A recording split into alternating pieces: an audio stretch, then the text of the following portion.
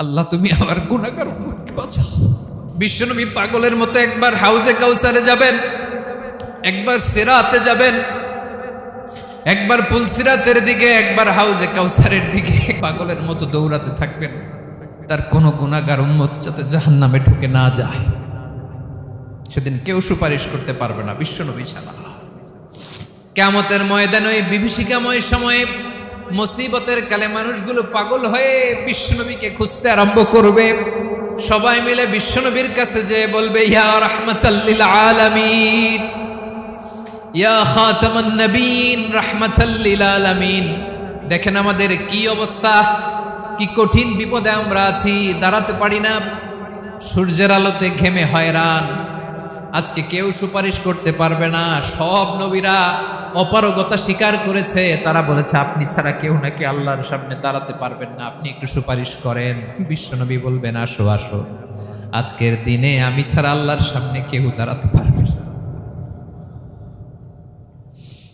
বিশ্বনবী মাকামে মাহমুদে যে আল্লাহু আকবার বলে সিজদায় লুটিয়ে পড়বেন। আল্লাহ রাব্বুল আলামিন বিশ্বনবীকে এমন কিছু চমৎকার শব্দ শিখাবেন, ওই শব্দগুলো দিয়ে আল্লাহর প্রশংসা করে বিশ্বনবী কাঁদতে আরম্ভ করবেন। বিশ্বনবী এমন ভাবে অজর দ্বারায় সিজদায় লুটিয়ে পড়ে কাঁদবেন, রব্বুল আলামিনের রহমতের দরিয়ায় জোশ লেগে যাবে। রব্বুল আলামিন এই দৃশ্য থেকে সহ্য করতে পারবেন না। রব্বুল আলামিন বলবেন, ইয়া মুহাম্মদ ইরফা রাসাক, ও নবী আপনি মাথা তোলেন,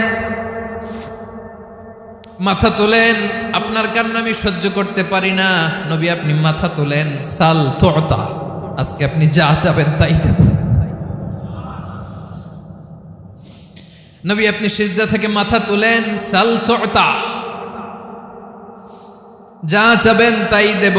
ওয়াশফা তুশাফা, যার জন্য সুপারিশ করবেন তার সুপারিশ কবুল করে নেব। বিশ্বনবী এবার মাথা তুলবেন। যে বিভীষিকাময় সময়ে প্রত্যেক নবী বলেছেন আমি পারবো না, প্রত্যেক নবী বলেছেন নফসি নফসি, আমার কি হবে আমি জানি না, আল্লাহ আমারে বাঁচাও। প্রতিটি নবী বলবে নফসি নফসি, আল্লাহ তুমি আমারে বাঁচাও, আমারে বাঁচাও। বিশ্বনবী মাথা তুলবেন, তুলে বলবেন রব্বি হাবলি উম্মতি, আল্লাহ তুমি আমার গুনাহগার উম্মতকে বাঁচাও। এই দুনিয়ার বুকে রব্বুল আলামিন সব নবীকে একটা করে দাওয়া মুস্তাজাবা দিয়েছেন, মানে যে দোয়া করলে কবুল হয়ে যায় সাথে সাথেই। দাও বিহা, দুনিয়ার সব নবীরা ওই দোয়াটা দুনিয়ায় করে ফেলেছে। সব নবীকে আল্লাহ একটা করে দোয়া দিয়েছেন, নবী দোয়া করলেই কবুল। সব নবীরা ওই দোয়া করে ফেলেছে দুনিয়াতে। বিশ্বনবী বলেন আমি করি নাই। ওয়া ইন্নী আখতাবিউ দাওয়াতি শাফাআতান লি উম্মতি ইয়াউমাল কিয়ামাহ, আমার ওই স্পেশাল দোয়াটা আমি দুনিয়ার বুকে কঠিন বিপদে পড়েও কোনোদিন করি নাই। আমি আমার স্পেশাল দোয়াটা কিয়ামতের দিন আমার গুনাহগার উম্মতকে সুপারিশের জন্য রেখে দিয়েছি। আল্লাহ বলবেন নবী ইরফা রাসাক, মাথা তোলেন, আর কাটবেন না। বিশ্বনবী মাথা তুলবেন, আল্লাহ বলবেন সাল তুতা, আপনি যা চাবেন তাই দেব। ওয়াশফা তুশাফা, সুপারিশ করেন, সুপারিশ কবুল করব। বিশ্বনবী বলবেন আল্লাহ ওই স্পেশাল দোয়াটা দুনিয়াতে করি নাই, আজকে আমি তোমার দরবারে দাঁড়িয়ে কিয়ামতের দিন ওই দোয়াটা করছি। আল্লাহ আমার যে উম্মতের হৃদয়ে যাররা পরিমাণ ঈমান আছে, আমার একটা উম্মতকেও তুমি জাহান্নামে ঢোকাতে পারবা না। বিশ্বনবী পাগলের মতো একবার হাউজে কাউসারে যাবেন, একবার সিরাতে যাবেন, একবার পুলসিরাতের দিকে, একবার হাউজে কাউসারের দিকে পাগলের মতো দৌড়াতে থাকবেন, তার কোনো গুনাহগার উম্মত যাতে জাহান্নামে ঢুকে না যায়। সেদিন কেউ সুপারিশ করতে পারবে না বিশ্বনবী ছাড়া।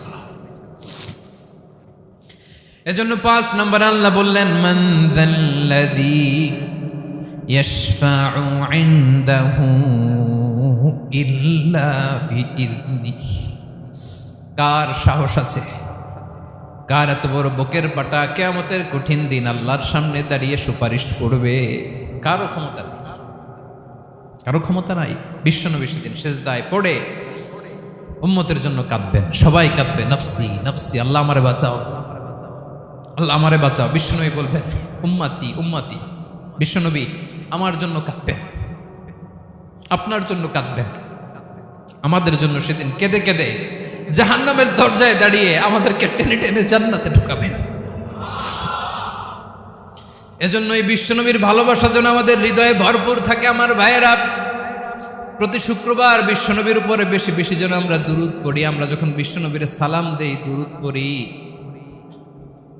একদল স্পেশাল ফেরেশতা আছে যারা বিশ্বনবীর দুরূদটা নিয়ে সরাসরি বিশ্বনবীর রওজায় যায়, যে বলে অমুকের বেটা অমুক আপনারে সালাম দিয়েছে। বিশ্বনবী নিজ কবরের থেকে নিজেই সালামের উত্তর দেয়। বিশ্বনবীর ভালোবাসা যেন আমাদের হৃদয়ে থাকে, বিশ্বনবীর সুন্নাহ দিয়ে যেন আমাদের জীবনটাকে সাজাই। পারা যাবে ইনশাআল্লাহ। বিশ্বনবীর ভালোবাসা ছাড়া কেউ জান্নাতে ঢুকতে পারবে। বিশ্বনবীর পক্ষে আমরা বলবো, বিশ্বনবীর পক্ষে আমরা লিখব, বিশ্বনবীর জন্য আমরা আমাদের কলিজার রক্ত বিলিয়ে দিব। ঠিক কিনা বলেন? সেদিন বিশ্বনবী ছাড়া কেউ সুপারিশ করতে পারবে না। 5 নম্বর আল্লাহ বললেন মান যাল্লাযী ইয়াশফাউ ইনদাহু ইল্লা বিইذনি। কে আছে সুপারিশ করবে আল্লাহর সামনে? আর আপনি আপনার বাবার দরবারে যে সেজদা দেন, হ্যাঁ?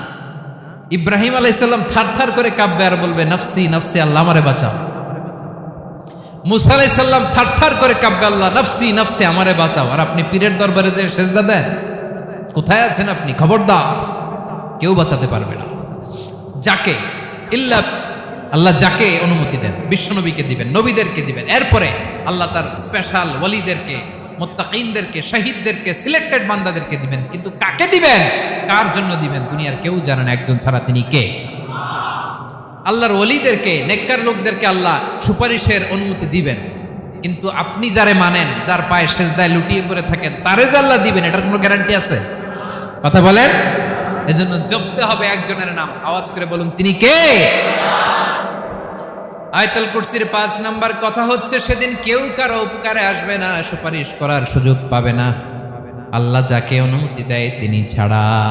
আল্লাহ যদি কাউকে দয়া করে অনুমতি দেয় তাহলে করতে পারবে, তাহলে পারবে। সেই কিয়ামতের দিনটা বড্ড ভয়ঙ্কর, কেউ সুপারিশ করার সাহস পাবে না।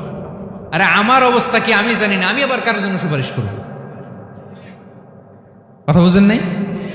আমার কি হবে আমি জানি, তা আমি আরেকজনের নিয়ে টেনশন করার সুযোগ কোথায়? ইয়া নাফসি ইয়া নাফসি, আল্লাহ আমারে বাঁচাও, আমারে বাঁচাও, আমারে বাঁচাও। কাঁদতে কাঁদতে মানুষ হয়রান হয়ে যাবে, এ নাকি আবার আরেকজনের বাঁচাবে। বিশ্বনবী বলেন, বিশ্বনবী একবার ছাগলের রান খাচ্ছিলেন। রান খেতে খেতে বিশ্বনবী বলেন আনা সাইয়্যিদুন নাসি ইয়াউমাল কিয়ামা, আমি কিয়ামতের দিন সর্বশ্রেষ্ঠ হব, মানুষের মধ্যে সর্বশ্রেষ্ঠ সেরা আমি বিশ্বনবী। আলহামদুলিল্লাহ পড়েন।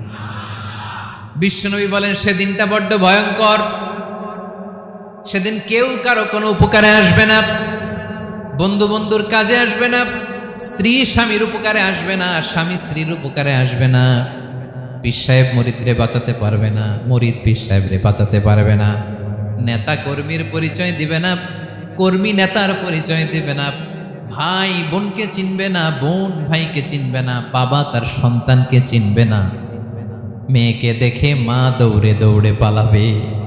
বড্ড ভয়ঙ্কর দিন। বিশ্বনবী বলবেন জমিনটা এখনকার মতো থাকবে না, পুরো জমিনটা সমান হয়ে যাবে, ফ্ল্যাট। এখন তো গোল, তখন ফ্ল্যাট। সবাই এক জমিনের উপরে দাঁড়াবে, সূর্যটা মাথার কাছে চলে আসবে, সূর্যের গরমে মানুষের মাথার মগজ গলে গলে কানের ছিদ্র, নাকের ছিদ্র দিয়ে বেয়ে বেয়ে পড়বে।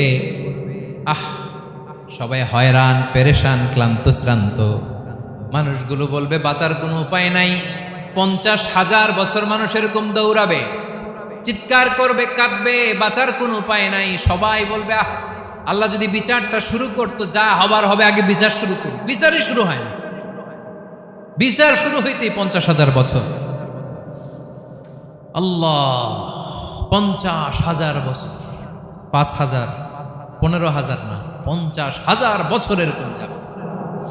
মানুষগুলো কাঁদতে কাঁদতে বলবে চলো আমরা আদম আলাইহিস সালামের কাছে যাই, যেন আল্লাহর যে সুপারিশ করে, আল্লাহ আপনি বিচার শুরু করেন।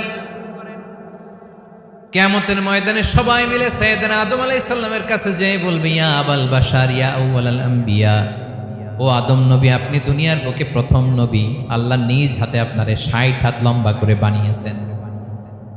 আপনার সম্মানে ফেরেশতাদেরকে সেজদা দিতে বলেছেন। দুনিয়ার প্রথম নবী, প্রথম মানুষ আপনি। আপনি আল্লাহর যে সুপারিশ করেন যেন আল্লাহ বিচার শুরু করে। আদম আলাইহিস সালাম বলবেন আমি পারবো না, কারণ আল্লাহ আমাকে একটা নিষিদ্ধ গাছের কাছে যেতে নিষেধ করেছিল, আমি ভুল করে এই গাছের ফল খেয়েছি। নাফসি নাফসি, আজকে আমার কি হবে আমি জানি না, আমি বড় লজ্জিত। আমারে যদি আল্লাহ জিজ্ঞেস করে কেন খাইছিলাম, আমার কোনো উত্তর নাই। তোমারে বাঁচামো কেমনে আমি? নবীরা থার থার করে কাঁপবে সেদিন। আদম আলাইহিস সালাম বলবেন আমি পারবো না, মাফ করো আমাকে, আমি পারবো না।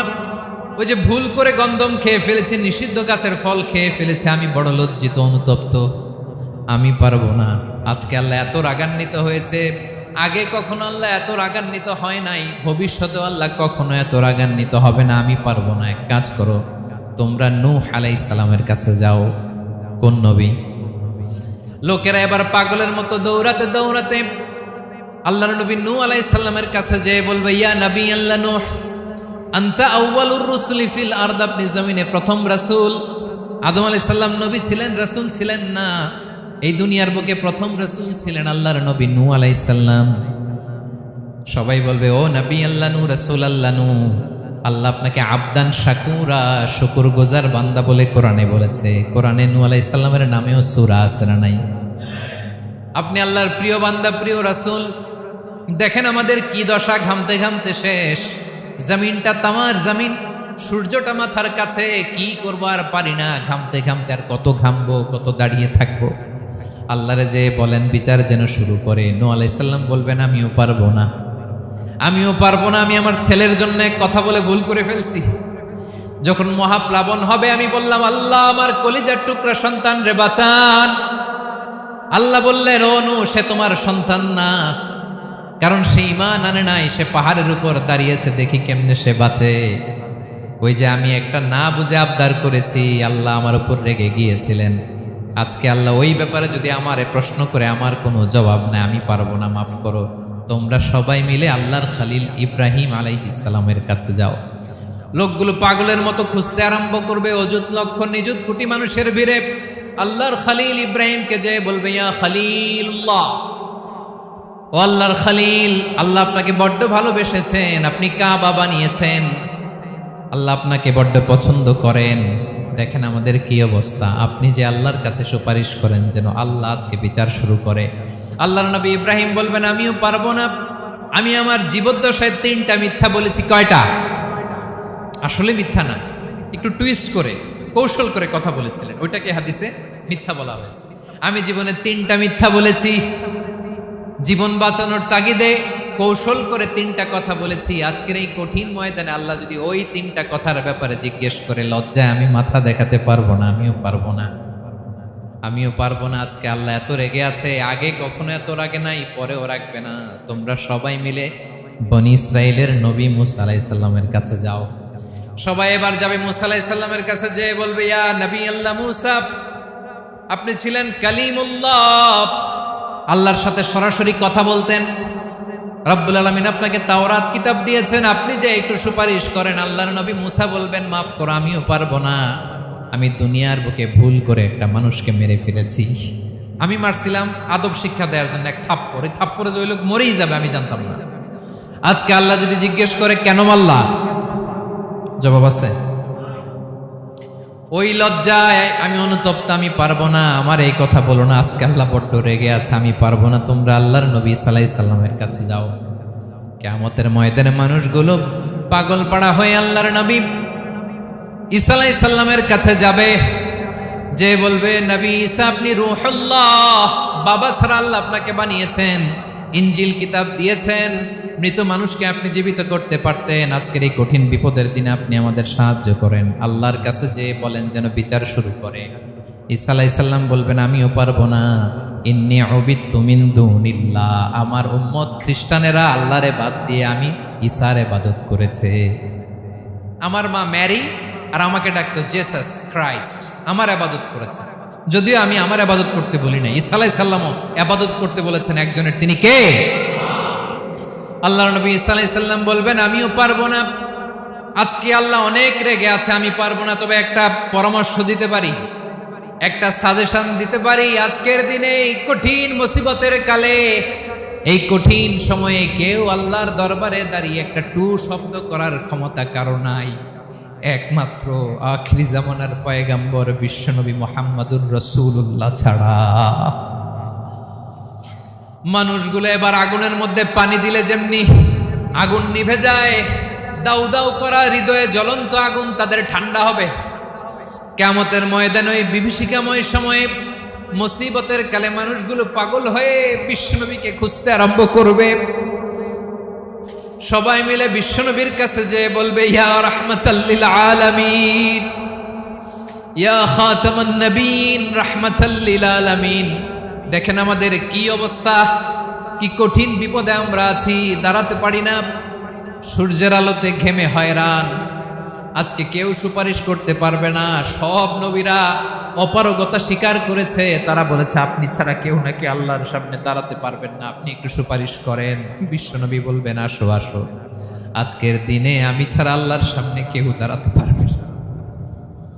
বিশ্বনবী বলবেন আল্লাহ, ওই স্পেশাল দোয়াটা দুনিয়াতে করি নাই, আজকে আমি তোমার দরবারে দাঁড়িয়ে কিয়ামতের দিন ওই দোয়াটা করছি। আল্লাহ, আমার যে উম্মতের হৃদয়ে যাররা পরিমাণ ঈমান আছে, আমার একটা উম্মতকেও তুমি জাহান্নামে ঢোকাতে পারবা না।